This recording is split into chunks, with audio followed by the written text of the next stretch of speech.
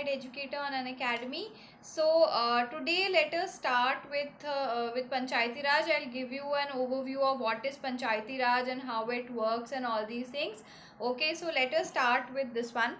Basically, what you understand by the concept of Panchayati Raj? Panchayati Raj is nothing but an organization that has been established into India.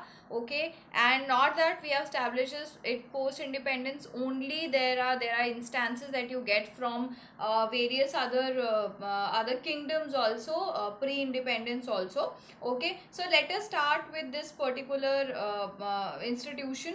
So basically important for the examination for us is that we should read about post independence and how it actually worked, how was it constitutionalized, what are the reasons why constitutionalized. Okay, the committees that were working for it. So we will just continue with that. So what is Panchayati Raj? What is Panchayats? Panchayat is nothing but a group of people at the at the lowest level of the community, that is at the lowest level of this governance which is there. And at that particular level, for their own governance, they actually start creating, they actually have a institutional organization. So what is the purpose why they are there? So that there is governance that starts at the local level, and at the same time the governance also is making everybody participate into it. So that is a you can say that is a direct example of direct democracy, or you can say of representative democracy, participative democracy, because everybody participates into the decision making individually. Okay, so that is why panchayats are very important. Now the thing is that let us start with the various committees. Okay, so let's start with various committees. How were they functioning and what were their recommendations that were given? So that what were the recommendations that were given, and how and when this thing became a this particular organization became constitutionalized. Okay, so let us start first. We will start with Balwant Rai Mehta Committee. Okay, this committee basically came up, was actually instituted in January 1957. I'm just going to tell you the most important points, the ones those are very important for the examination. Okay, so because they are the things that is that can be asked in the exam. Okay, so I will just ask you, I will be just dealing on that. So the first thing that has to be done is Balwant Rai Mehta Committee, January 1957. Okay, the report was delivered in November 1957. So on the same day, the report, sorry, in the same year, I'm very sorry, in the same year the report was given. So it was in November 1957 that the report, that the committee gave its report. So it has a few recommendations. Okay, so first you have to remember that what was the purpose of this committee. The purpose was establishment of democratic decentralization. Okay, this is very important. If the remember the term democratic decentralization. UPSC and other examinations have even asked you what is democratic decentralization or what is the purpose of Panchayati Raj. So you have to make it that it is the democratic decentralization. Okay, so you this please remember this term. So the recommendations that have been given by this particular committee. Okay, so they include a lot many things. We'll just discuss about those things also in some time. So basically, first you have to remember that there are things like in Rajasthan, even before this, even before you institute, before while the committees were going on, and later at a very later stage by 73rd Amendment Act of 1992, this particular body was constitutionalized.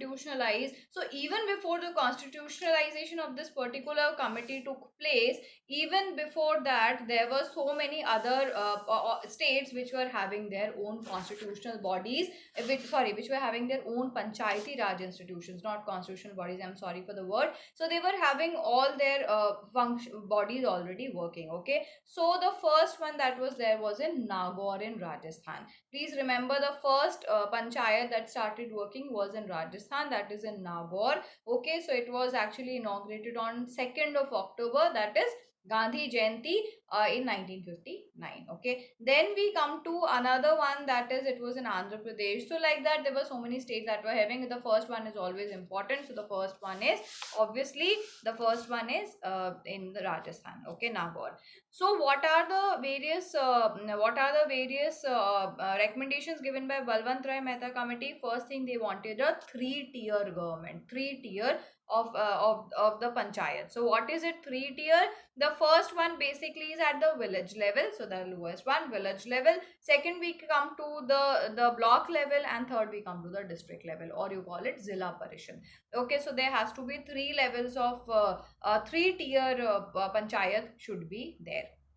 Okay, so this is the first thing that should be there. That was the first recommendation made by this particular body. Then they said that there should be direct election. So the reason why we have this concept, because we wanted a representation from the government, from the people, direct representation from the people, and that is the reason why uh, all these concepts, this first thing came up, that is direct elections. Okay, so that is why you have to remember this, that they talked about direct elections. And then they had also discussed as to how the district collector is supposed to be the one who would be chairing the Zilla Parishad. Okay, so he will be the chairman of Zilla Parishad, and such other recommendations. So basically, these are the few recommendations which are important. Okay, next we come to another important committee, that is the Ashok Mehta Committee. Okay, so you can just remember that if it is Mehta, then it can be the panchayats. Okay, so if you do not remember at times which committee is for what, so you can just like remember as a trick, that if it is Mehta, it has to be it would be this particular Panchayati Raj committee. This is not a golden rule. I'm not telling it's a general formula. If you do not remember an examination, then you can give a try. Okay, so then we come to Ashok Mehta Committee, another very important committee. It was set up in August 1978. Okay, and then it gave it gave its recommendation, although the government did not take the recommendations. But the important part, according to this, for this particular committee, was that they said that there should be a two tier administration. Okay, so if you remember, right now there was somebody who asked a question, which committee is there which has set up the two-tier government, two-tier system. So the answer for that is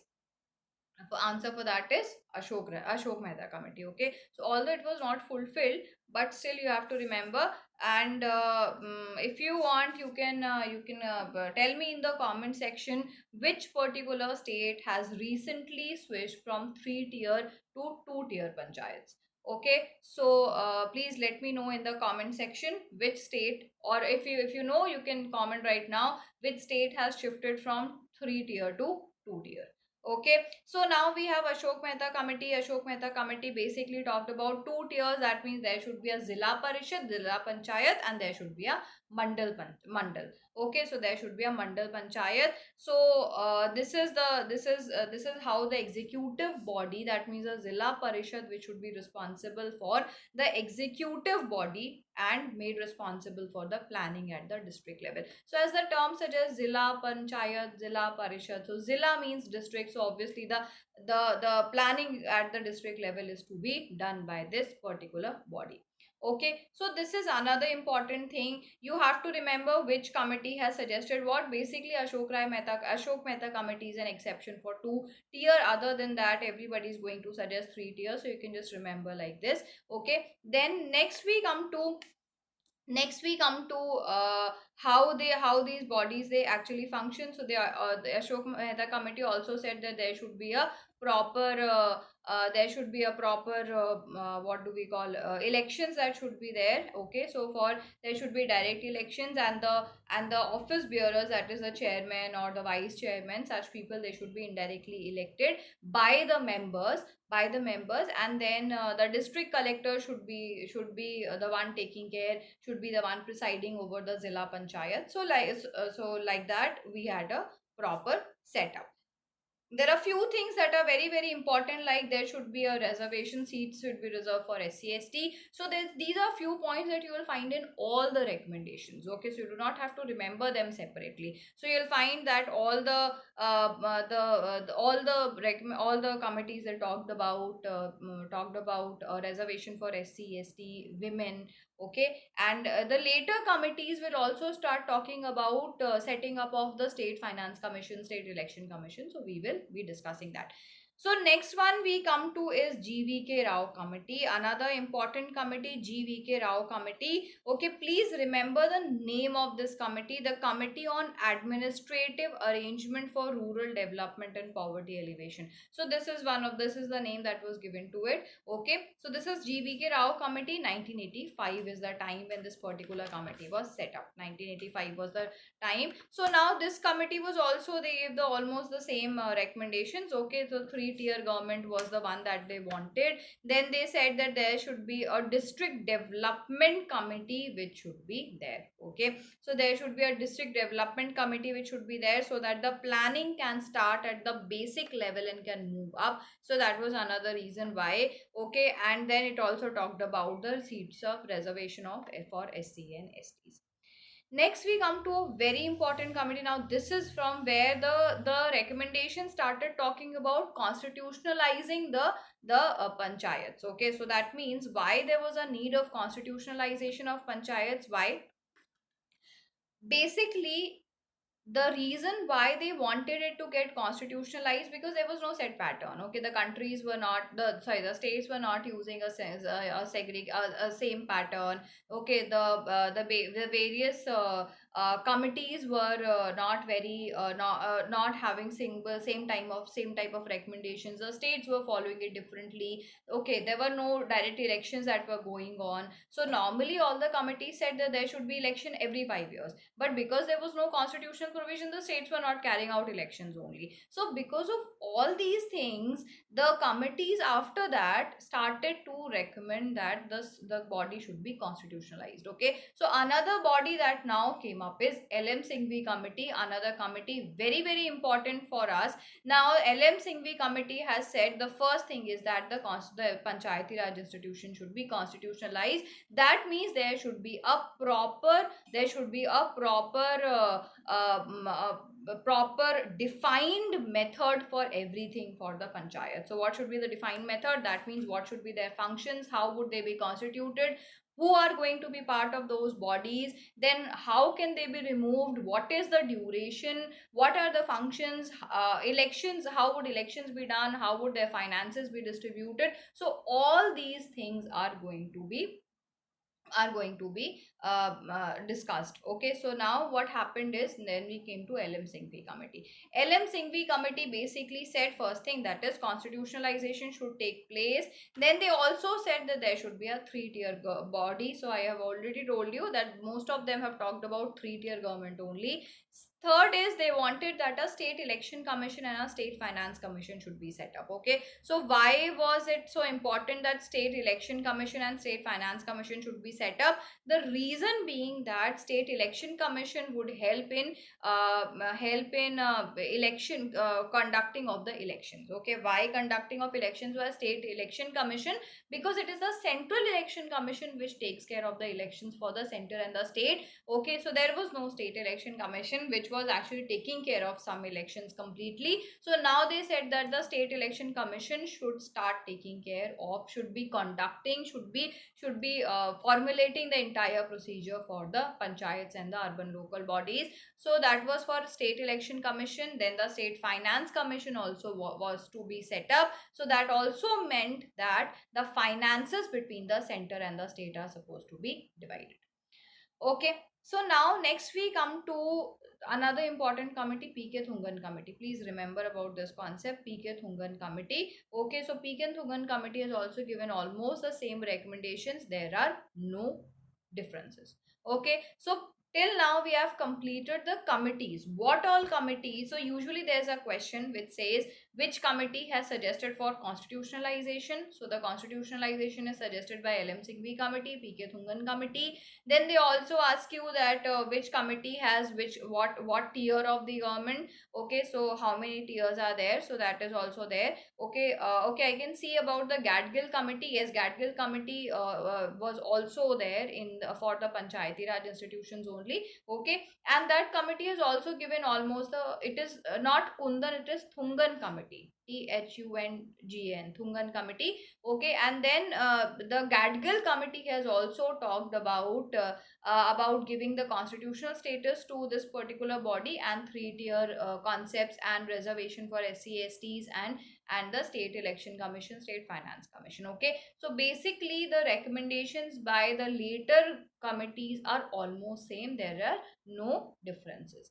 So now the most important thing that is there about the panchayats are this is the 73rd Amendment Act. So let us discuss the 73rd Amendment Act features. Okay, so that body, that particular act basically made this Panchayati Raj institutions a constitutional body. So that is why now it is mandatory for the states to set up a proper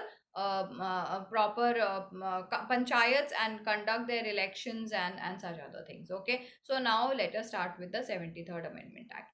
So basically 73rd Amendment Act is of 1992. In 1992 this particular act was brought in.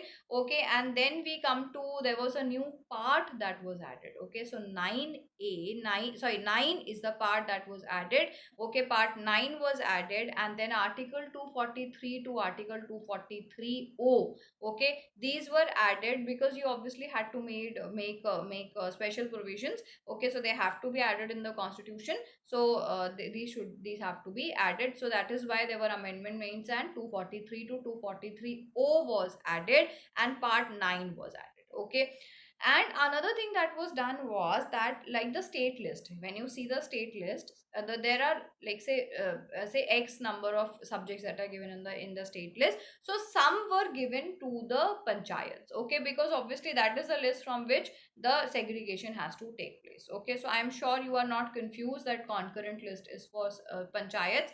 No, concurrent list is not for panchayats. Okay, it is a list on which the laws can be made by state as well as by the center, and that is why the state list is the one from which there are few taken out. Okay, and there are few that are taken out and given to the panchayat. So there are around 29 subjects that are taken out and given to the panchayat.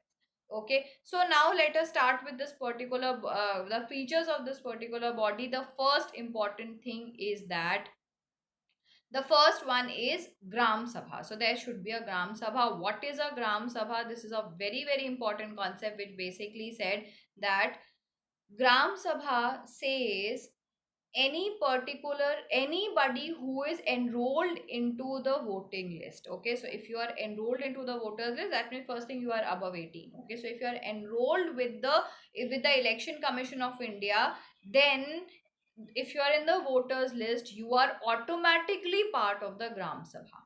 Okay, so everybody in a village who is in a voter, who is in a voters list, who is eligible to vote, that particular person should be that particular person would be part of the Gram Sabha. So Gram Sabha is the body which is at the lowest level and which ensures 100% participation, 100% representative democracy. Okay, so that means everybody who is there would be able to tell about their views, and the views would be taken into the planning and the decisions would be taken accordingly. So that is why it is very, very important that Gram Sabha should be properly set up. So there's a Gram Sabha that has to be set up, that would be there in every village. Okay, so Gram Sabha means all the people of the votable who are eligible voters. Okay, that means you have to be registered with the Election Commission of India. So if you are registered, that means you are a part of Gram Sabha. Okay, so next we come to it also talked about three-tier panchayat. So it discussed that there should be a three-tier body. What should be a three-tier body? It says that there should be a body at the village, then there should be at block, and the third one is at the district level. Okay, so it has to be a three-tier body. And then there, if there's a some state, some say villages or a group of villages which is having population less than 20 lakhs, then they can have just two tier. Okay, so yes, Arunachal Pradesh is a state which has shifted recently, very recently, from 3 tier to 2 tier, because in some of the places they do not have the population of even 20 lakhs. So there's no point having another setup even when the population is not there, because that is a lot of burden on the exchequer. Okay, so that is why they have shifted. Next thing that is there should be proper elections, there should be direct election for the members of these committees. So panchayati, bodies in gram panchayat, then at the district level, then at the block level, they are directly elected, but the chairman and the chairpersons are indirectly elected by the elected members. So the members who are elected by the people, like if I vote and when I elect you, okay, so now you would be combiningly electing a chairman of yours. Okay, so that is a indirect election. Next we come to another important thing, that is reservation. Reservation is very very important, because these bodies, they make provision for SC ST, so that is correct, because that provision is made for Lok Sabha also and for Vidhan Sabha also. Like, but the important part is that they have made provision for the women also. Okay, so that is where these bodies, this are slightly different and slightly going towards women empowerment. Okay, so that is why there should be at least one third of the total number of seats reserved for women. Okay, so this is reservation of women. Then we come to duration of panchayat. What should be the duration? It should be 5 years normal duration, like whatever is the duration of other bodies, so it is 5 years. But there's a catch here. What is the catch? The catch is, if suppose the particular body, the panchayat, is actually dissolved say at 4 years. Okay, so if a body is dissolved at 4 years, so the duration was still remaining of 1 year.